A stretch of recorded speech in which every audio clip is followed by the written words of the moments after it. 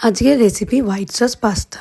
প্রথমেই চিকেনটাকে ম্যারিনেট করে রেখেছিলাম আদা রসুনের পেস্ট, নুন, গোলমরিচ আর একটু ভিনিগার দিয়ে। তারপর জলটাকে গরম করে নিয়ে তার মধ্যে নুন আর সাদা তেল মিশিয়ে পাস্তাটাকে বয়েল করে নিয়েছি 10 থেকে 12 মিনিট হাই ফ্লেমে। তারপর সব রকমের সবজি নিয়েছি, সেগুলোকে ভেজে নিয়েছি। দিয়ে কড়াইতে একটুখানি সাদা তেল আর মাখন দিয়ে তার মধ্যে প্রথমে পেঁয়াজ, গাজর আর কড়াইশুঁটি দিয়ে একটু হালকা করে ভেজে নিয়ে তারপর অ্যাড করেছি রসুন। তাহলে রসুনটা বেশি লাল হয়ে যাবে না বা পুড়েও যাবে না।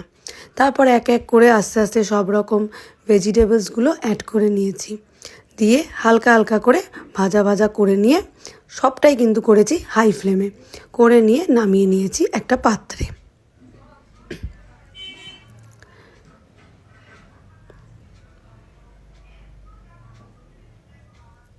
এরপর আমি নিয়েছি একটা মাশরুম, সেই মাশরুমটাকে নুন দিয়ে সেটাকেও একটু ভেজে নিয়েছি। মাশরুম থেকে জল বেরোয়, আমরা সবাই জানি।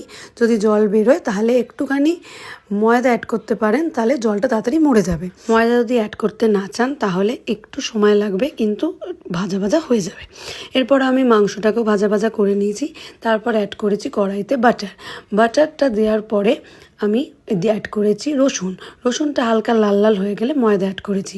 বাটার আর ময়দার পরিমাণ কিন্তু সমান রাখতে হবে, তবে হোয়াইট সসের কনসিস্টেন্সিটা ভালো থাকবে।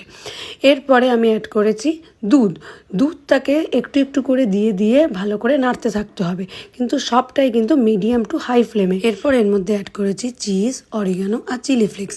ভালো করে নেড়ে চেড়ে নিয়ে একটু নুন আর পাস্তা আর সবজিগুলো মিশিয়ে নিলেই হয়ে যাবে আমাদের পাস্তা রেডি।